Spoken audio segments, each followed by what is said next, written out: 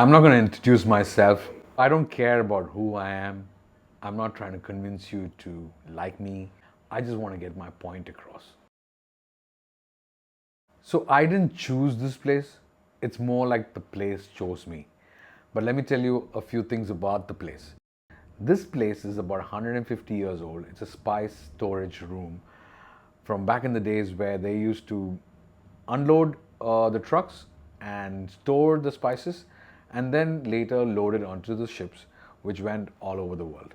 So this road, Bazaar Road on Mattanchery, is one of the most iconic and most interesting business places in the whole of Kerala. To tell you the purpose about why I'm doing records and listening sessions and playing music to dance, vinyl records that are printed and pressed and produced today is because I find most people thinks that vinyl music means vintage music. I want to break that away. Listening to old music, even though it's great music, I don't have a problem with people listening to old music. But just listening to old music alone is not going to rewire your brains. Listening to new music takes you into places where you've never been before. So old music is nostalgic, but new music is more intriguing because you don't know where you're going. And most people today are suffering from this major syndrome of not being able to understand what's going to happen to them. They're using the phone for almost everything that they're doing.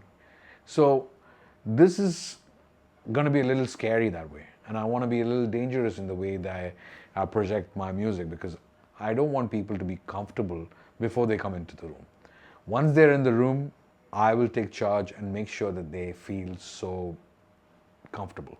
That's the idea.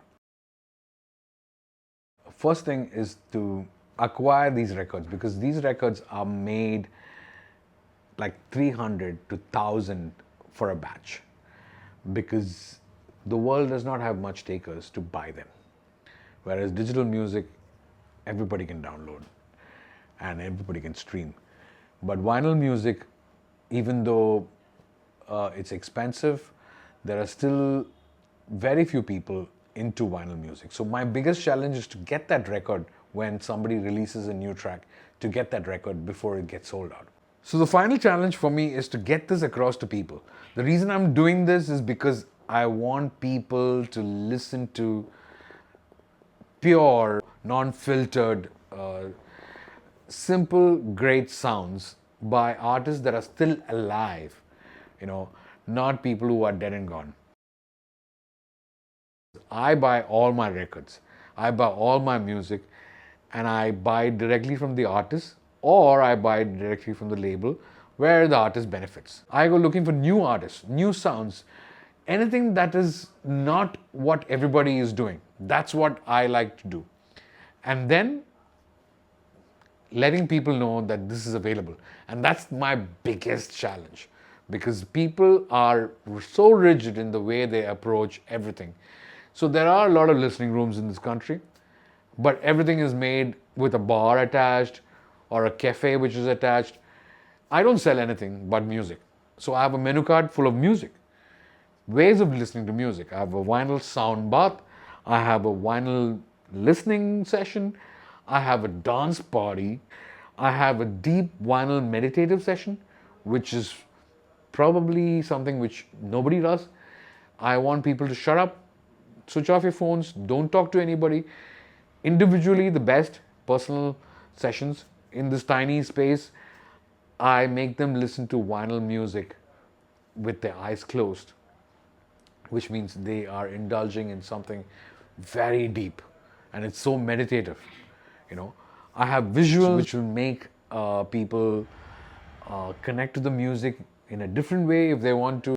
As a person who plays music, I do not want to face the crowd because I want to be more concentrated on doing my craft. So all these are challenges. People want everything the way they have seen it, and I'm not going to do that.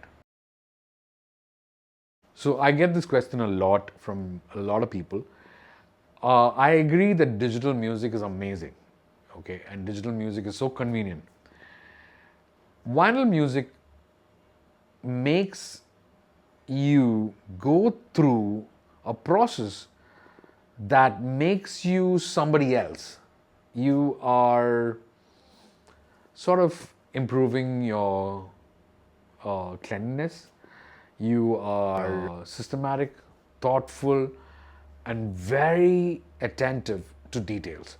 Because vinyl music, you have to pull out the record from the sleeve, put it on the turntable, take the needle and put it on the groove, increase and decrease the volume according to the sound, and then listen to it by sitting on a chair. And when the song gets over or the record gets over, you need to change it. You need to go through the same process and then putting it back. And most of the time, because there is static, you need to clean the records. So digital music is easy, convenient, and it doesn't have the vibration the vinyl music has. Because the vinyl music has a certain vibration, which is basically the needle goes into the groove and it's vibrating. You can't see it, but it's still there. So there's a certain vibration that is sent out to the room. But the most interesting thing for me is the way the turntable rotates and the vinyl is spinning. That spinning has an immense energy being swirled up into the room, into the space, and into the person who's listening. I do not encourage people to listen to it using headphones. I like to use speakers, and in this room, it's acoustically so beautiful. I have wooden beams and wooden panel for wall, so the sound is very much absorbed and in control. So the music has the warmth, and digital music also gets a very good feel in this room, but vinyl music, I think, has the ability to make you feel things without a thought. I don't want it to be 10,000 records. I want it to be 50 to 100. And there's also wear and tear for vinyl music in terms of the records. You know, sometimes you scratch the records, sometimes you wear out the record because it's been played so many times. It's priceless. I spent so much time, effort, and money to get these things. And most of the time, it's come through begging. You know, I have to beg people, can you give me space in your suitcase for 3 records? I still haven't found anybody who I could give it to. And that's what is the best part about me collecting.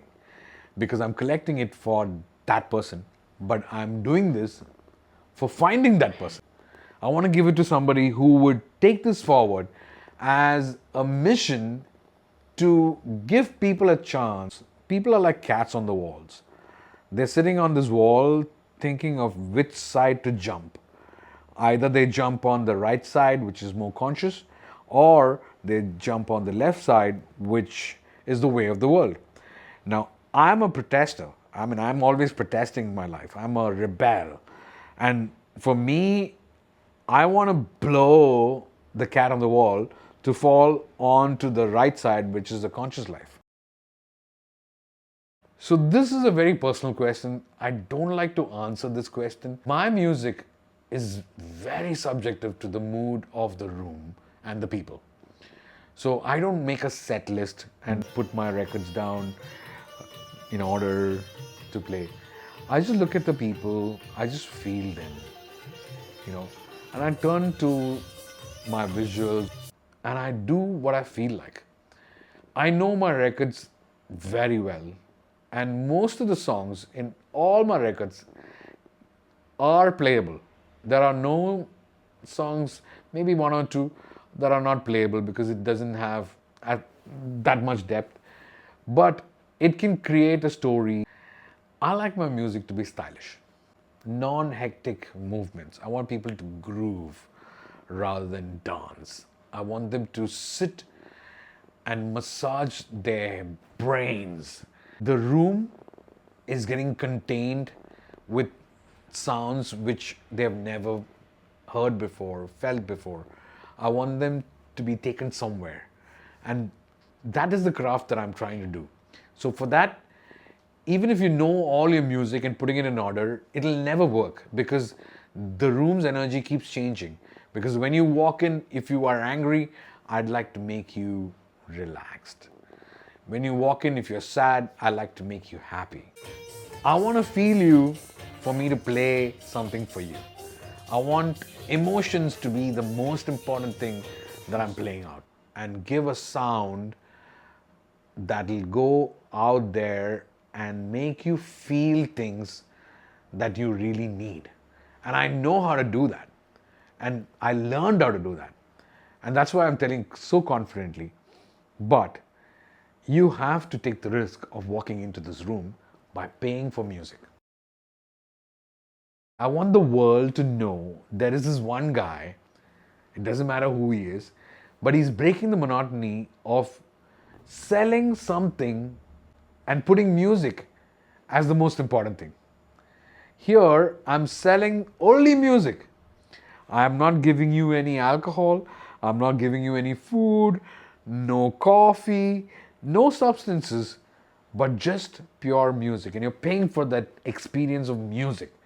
So, the value of the music and the artist is thought about by the person who pays for it. Because when you go to a bar to drink, music becomes incidental. The experience is amazing. You might like songs, you might dance, but you valued and paid only for that beer. You did not pay for the music. And that beer paid for the music. So you did not pay directly. It's indirect. Here, directly you're paying for that music. You are intoxicated, so you say, music is good. No. You have to completely feel yourself and say, music is good or bad, depending on what you want. But the confidence to play music when you're not in that state and still hit you with the quality of sound and the storytelling and the emotion is very difficult. And that's the challenge that I love.